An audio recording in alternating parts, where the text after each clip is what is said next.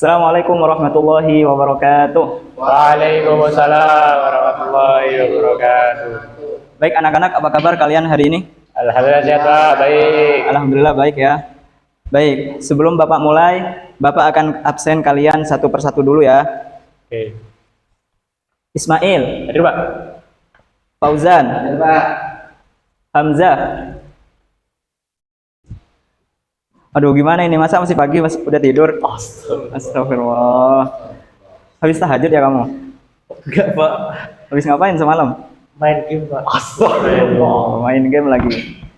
Baik, jangan tidur lagi ya. Ya Pak. Nanti kalau tidur, Bapak suruh keluar loh. Ya Pak. Baik, anak-anak sekarang perhatikan apa yang ada di slide. Coba Bapak ingin tanya, ini gambar apa? Orang mukbang Pak. Orang mukbang. Coba yang gambar kedua, gambar apa? Itu orang beli baju, bajunya numpuk Pak. Orang habis beli baju, padahal baju-bajunya di lemarinya udah numpuk. Bagus. Coba Bapak sekarang pengen nanya, dari kedua gambar ini, apa yang bisa kalian simpulkan? Orang kaya Pak. Orang kaya. Nggak salah sih orang kaya. Coba, konten kreator. Betul juga, nggak ada salahnya. Berlebihan Pak. Berlebih-lebihan. Jawaban yang paling tepat jawabannya Hamzah, yaitu berlebih-lebihan. Sekarang Bapak pengen nanya, apa sih istilah berlebih-lebihan dalam bahasa Arab? Coba ada yang tahu nggak? Angkat tangan. Oh, ini Pak, takdir. Bagus. Jawabannya adalah tabzir. Nah, sekarang Bapak pengen nanya, siapa yang tahu dampak dari perilaku tabzir? Apa Hamzah? Mendapat dosa Pak, menyelisih Rasulullah. Mendapat dosa dan menyelisih Rasulullah. Sekarang coba Fauzan. Apa ya Pak ya? Sama kayak Abdul sih Pak, dapat dosa Pak. Dapat dosa. Iya. Coba Ismail apa? Anu Pak, bikin miskin Pak. Takdir. Iya. Bikin miskin. Bagus. Semua jawaban kalian nggak salah dan semuanya benar. Alhamdulillah. Berarti Bapak simpulkan kalian masih ingat dengan materi yang Bapak sampaikan pada pekan kemarin. Baik anak-anak, dalam agama Islam ternyata tidak hanya perbuatan aja yang dinilai, tapi amal atau niat yang ada pada hati seseorang juga dinilai. Nah, sekarang Bapak pengen nanya, suatu amalan baiklah yang dilakukan oleh seseorang, tapi dia dalam hatinya tidak ikhlas karena Allah. Dia ingin mendapatkan pujian dari orang lain. Apa sih istilahnya dalam bahasa Arab? Riya Pak, iya nggak Pak? Apa? Riya. Ria. Iya. Betul. Coba selain ria, ada yang bisa menyebutkan lagi nggak apa selain ria? Riya sih Pak ya. Riya Pak. Ya. Ria aja ya. Ternyata selain ria ada lagi namanya sum'ah. Nah, dari ketiga perilaku tercela ini, tabzir, ria, dan sum'ah ini adalah perbuatan tercela yang dilarang dalam agama Islam. Jadi kita tidak boleh melakukan ketiganya, tabzir, ria, dan sum'ah. Nah, pada pekan kemarin Bapak telah menjelaskan definisi tabzir, dalil-dalilnya, kiat-kiat agar terhindar darinya. Nah, pada pertemuan hari ini Bapak akan melanjutkan perbuatan-perbuatan tercela yang dilarang dalam agama Islam, yaitu ria dan sum'ah. Tujuannya apa Bapak menjelaskan ini kepada kalian? Agar kita dalam melakukan amalan senantiasa ikhlas. Karena ikhlas merupakan syarat apa? Ada yang tahu? Syarat. Oh coba diterimanya amalan. Bagus. Karena ikhlas merupakan salah satu syarat diterimanya sebuah amalan. Oleh karena itu Bapak minta kalian buka materi pembelajarannya halaman 56. Sudah semuanya dibuka? Halaman 56. Nah, kalian fokus dan tidak boleh ada yang tidur kayak Hamzah barusan. Oke, kita lanjutkan pembelajarannya. Oke, sebelum kita melanjutkan tentang apa sih riya itu dan apa sum'ah itu, perlu kita ketahui bersama kalau ketika kita melakukan amalan itu apa sih yang kita pengen? Pahala boleh. Dan ketika kita melakukan amalan, kalau kita pengen pahala, kita harus ngelakuin amalan tuh untuk siapa? Terus ikhlas Pak. Hah? Allah harus. Ikhlas berarti untuk Allah. untuk Allah. Bagus Ismail ya. Nah, perbuatan riya dan sum'ah ini justru balikannya. Ketika seorang mengerjakan amalan tapi bukan untuk Allah, itu untuk orang lain. Gimana sih bentukannya? Nah, Bapak boleh dong minta 2 sukarelawan di sini. Ayo siapa yang mau? Oke, Hamzah. Satu lagi Indi, boleh. Ayo maju dulu. Oke, sebagaimana yang kita tahu tadi, kalau misalnya beramal itu untuk Allah ya. Nah, ketika orang beramal untuk selain Allah itu gimana sih bentukannya? Nah, misalnya ada orang baca Quran, dia berarti otomatis niatnya untuk Allah harus untuk Allah. Nah, tapi niat itu bisa jadi berganti ketika datangnya suatu tambahan atau suatu kejadian dalam hidup. Misalnya ketika ada orang baca Quran, terus ada orang lewat dan dia itu pengen orang yang lewat itu tahu atau pengen orang yang lewat itu mengapresiasi kalau misalnya baca Qurannya bagus. Contohnya sekarang kita lihat Indi sebagai orang yang baca Quran. Coba kita pakai kursi dulu satu. Oke, Indi. Oke. Nah, Indi ceritanya di sini Indi itu sedang berada di kelas sendiri. Dia lagi baca Quran. Ya udah biasa aja dia baca gitu kan untuk murojaah harian. Nah, jadi apa Pak? Hamzah itu menjadi Ustadz Joko di sekolah. Indi ini di sekolah itu ada seorang Ustadz namanya Ustadz Joko. Dia tuh punya anak cantik banget. Nah, Indi ini pengen nih sama anaknya Ustadz Joko. Nah, gimana suatu hari Indi lagi baca Quran kan di kelas sendiri lagi murojaah. Nah, awalnya ya udah dia baca biasa untuk murojaah harian. Tiba-tiba lewatlah Ustadz Joko. Oh, berarti nanti akan jadi situ ya. Iya Pak, iya Hamzah. Oke, Ustadz Joko lewat tiba-tiba pas Indi lagi baca Quran.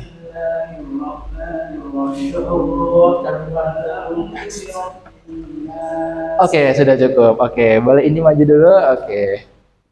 Nah, bisa kita lihat tadi bahwasanya perbuatan Indi itu langsung berganti ketika ada Ustadz Joko lewat. Itu biar apa? Biar Ustadz Jokonya, wah, nih calon mantu nih. Gitu.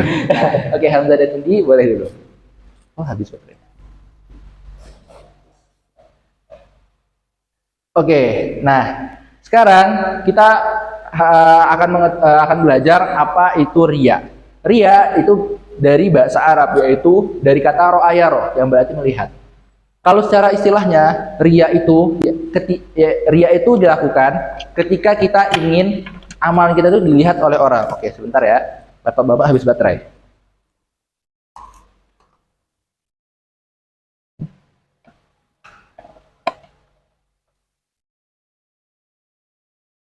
Oke, ada yang bisa bantu Bapak di sini buat ngecas laptop? Saya Pak. Oke, Hamzah boleh.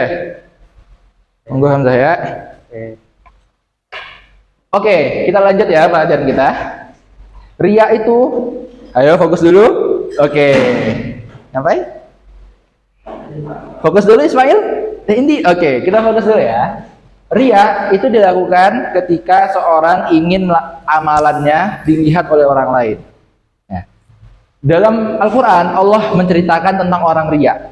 Yaitu pertama dalam surat Al-Ma'un, Allah berfirman, A'udzubillahi minasyaitonir rajim, fawailul lil musallin alladzina hum an shalatihim sahun, alladzina hum yura'una wa yamna'unal ma'un. Di sini Allah menceritakan bahwasanya ada orang mereka itu lalai dalam sholatnya. Sudah ya? Terima kasih Hamzah. Oke. Mereka itu lalai dalam sholatnya. Mereka itu malas sholat. Alladzina hum an shalatihim sahun. Kalau misalnya mereka sholat juga mereka asal-asalan. Nah, tapi alladzina hum yura'un. Tapi kalau misalnya ada orang ngelihat sholat, kalau ada orang ngelihat dia sedang sholat, dia langsung tiba-tiba rajin, langsung tiba-tiba anteng sholatnya, bagus sholat.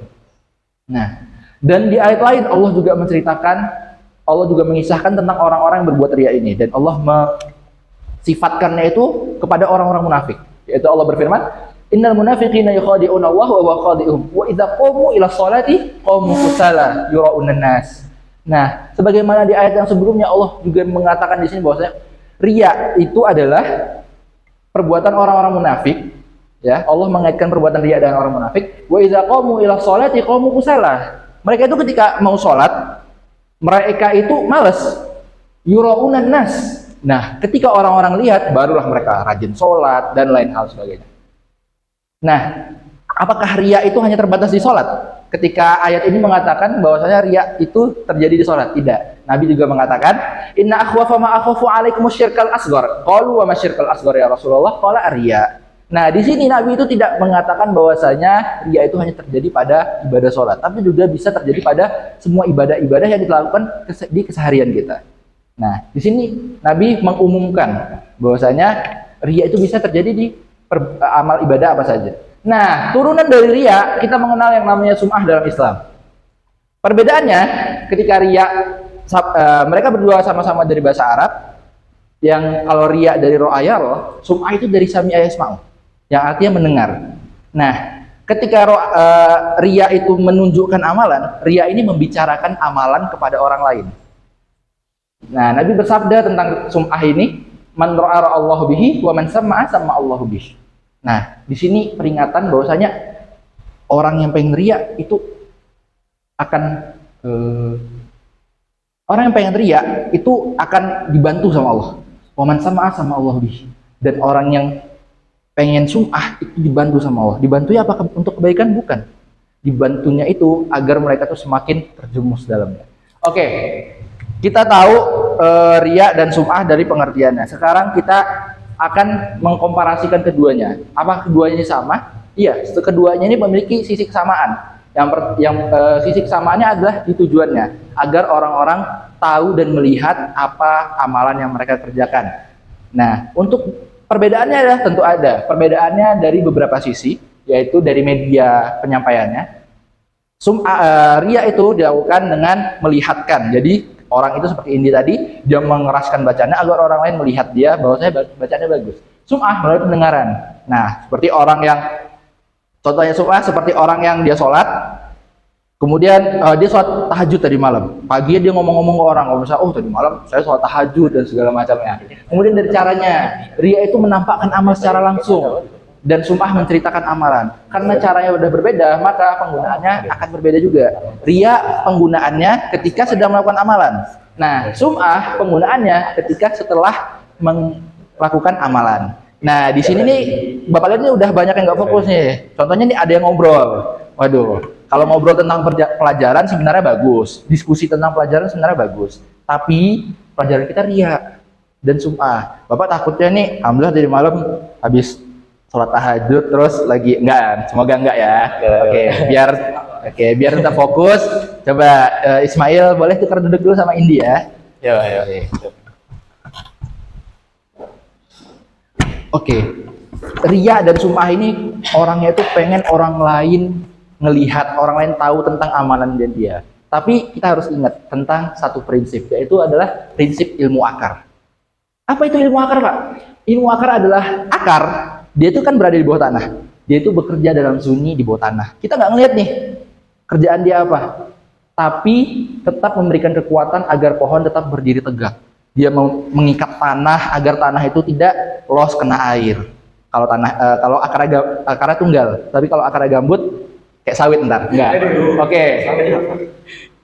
Jadi ingatlah kalau ketika kita melakukan kegiatan, ketika kita melakukan sebuah amalan, kita harus ingat apa namanya? Ilmu akar. Bekerja dalam diam tapi tetap berpengaruh untuk yang lainnya. Oke, tadi Bapak lihat nih udah ada yang ngantuk, udah ada yang ngobrol-ngobrol gitu kan. Udah kurang fokus belajarnya. Sekarang biar kita tambah fokus, gimana kalau kita ambil break dulu sebentar ya. Oke, saya Bapak minta anak-anak sekalian ayo berdiri. Kita break dulu ya, it's breaking. Biar kita fokus kembali. Oke, so ya Bapak kalian nanti peregangan ya. Sambil peregangan kalian tarik nafas yang dalam. Nanti setelah Bapak kasih Bapak kalian hembuskanlah. 1, 2, 3, ayo ambil nafas. Hembuskan, yuk duduk balik. Yang bawa minum boleh diminum dulu supaya tetap fokus. Sudah siap semua ya? Siap belajar pelajaran? Tadi kita telah mempelajari apa itu definisinya, perbedaan riya sum'ah, dan apa itu ilmu akar. Kemudian yang akan kita bahas selanjutnya adalah akibat daripada riya dan sum'ah. Kita ketahui ya, setiap perbuatan pasti ada akibatnya. Oke. Sebelum kita masuk pembahasan kita, Bapak mau tanya nih. Kalian tadi malam udah belajar baca-baca belum materi kita hari ini? Apa sih salah satu akibat daripada riya dan sum'ah ini? Ada yang bisa jawab? Gimana, Pak? Apa itu akibat daripada riya dan sum'ah? Kan ada di buku kan? Apa itu? Mendapat dosa, nggak dapat pahala, Pak. Oh, nggak dapat pahala. Iya, iya. Benar, Hamzah. Bagus ya jawabannya. Akan tapi supaya lebih spesifik lagi dan lebih jelas, Bapak akan jelaskan apa itu akibat daripada riya dan sum'ah. Yang pertama, bentar ya, agak nge-lag nih. Oh, belum sampai situ kita. Yang pertama, dia termasuk syirik yang tersembunyi. Apa sih maksudnya syirik tersembunyi ini? Ada yang tahu mungkin? Nggak ada yang tahu. Oke, syirik tersembunyi ini adalah syirik, tapi orang tersebut nggak sadar kalau dia telah melakukan syirik. Maksudnya gimana? Karena riya dan sum'ah ini kan menyerang di niat ya. Niat itu ada di hati, dan kadang-kadang orang itu nggak sadar kalau dia berbuat riya. Contohnya kayak tadi, Indi. Pertama dia murojaah biasa untuk hafalan dia kan. Kemudian ketika orang lewat, ada Pak Joko lewat, dia memperbagus bacaannya. Dia jelaskan bacaannya. Wah, supaya apa? Supaya bisa didengar. Nah, ini yang disebut syirik tersembunyi. Padahal Indi nggak sadar kalau dia melakukan hal tersebut, karena riya adalah syirik yang tersembunyi, atau orang-orang tuh kadang nggak sadar kalau dia melakukan riya dan sum'ah ini. Dan konsekuensi daripada dia itu syirik tersembunyi adalah syirik tersembunyi ini adalah syirik asghar, yang mana dia bisa menghapus amalan yang ia kerjakan dan yang terjangkiti riya dan sum'ah ini. Seperti yang Allah misalkan dalam surat Al-Baqarah ya. Jadi permisalannya itu seperti batu yang di atasnya ada tanah atau debu. Kemudian dia disiram oleh air, maka debu tersebut akan hilang sama sekali. Itu permisalan amalan daripada orang yang riya dan sum'ah. Dan yang ketiga adalah orang tersebut akan menjadi orang yang pertama masuk neraka. Kok bisa? Bapak mau cerita. Ini dari Rasulullah SAW, beliau bersabda bahwasanya besok orang yang pertama kali dihisab, pertama kali dihakimi adalah seorang mujahid. Kok bisa, Pak? Bisa. Dan ketika itu Allah menanyakan kepada dia, apakah aku telah memberimu nikmat ini, nikmat itu, dan nikmat yang lain? Dia menjawab, benar ya Allah, engkau telah memberiku sekian. Kemudian Allah bertanya lagi kepada dia, lalu apa yang kau kerjakan setelah aku memberimu nikmat ini? Dia menjawab dengan bangganya, aku berjihad di jalanmu, aku membela agamamu hanya untuk engkau. Tapi plot twistnya, Allah tahu ya apa yang di dalam hati dia. Allah menjawab, kamu berdusta. Bahkan kamu melakukan amalan ini, melakukan jihad karena kamu ingin dikenal sebagai pahlawan dan seorang pemberani. Kemudian dia diseret dan dimasukkan ke neraka. Pertanyaannya, jihad ini amalan yang besar bukan? Besar.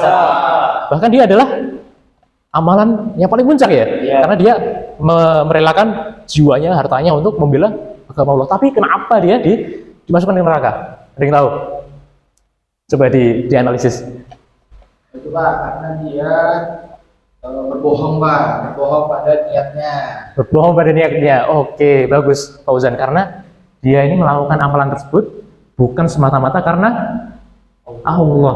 Berarti dia melakukan amalan tersebut tidak ikhlas. Sedangkan yang kita tahu tadi syarat diterimanya amal itu ada dua, yaitu ikhlas, yang kedua pinter, bagus. Oke, setelah kita mengetahui apa akibat daripada riya dan sum'ah, akibatnya ngeri semua ya. Akibatnya ngeri kan? Yang pertama nggak diterima amalnya, tadi kan. Terus dia termasuk syirik, ya. Yang ketiga dia dimasukkan neraka, ngeri semua ya kan? Maka yang harus kita ketahui dari setelah kita mengetahui akibatnya, kita harus tahu nih gimana cara kita menanggulangi atau menjauhi, atau bahkan ketika riya dan sum'ah menjangkiti hati kita, gimana cara kita mengatasi hal tersebut. Maka kita akan membahas kiat-kiat kita menghindari riya dan sum'ah. Yang pertama, kita udah belajar ya akidah ya, bab asma sifat. Sudah kan? Kita ketahui bahwa Allah memiliki sifat yang disebut al-basir dan al-khabir. Iya, Allah mengetahui apa yang ada di hati kita. Jadi Allah mengetahui niat kita. Maka ketika kita melakukan suatu ibadah, kita harus ingat selalu Allah selalu mengawasi. Dan yang kedua, selalu meluruskan niat di setiap perbuatan. Karena seperti yang kita ketahui, niat itu adalah sesuatu yang labil, mudah berubah-ubah.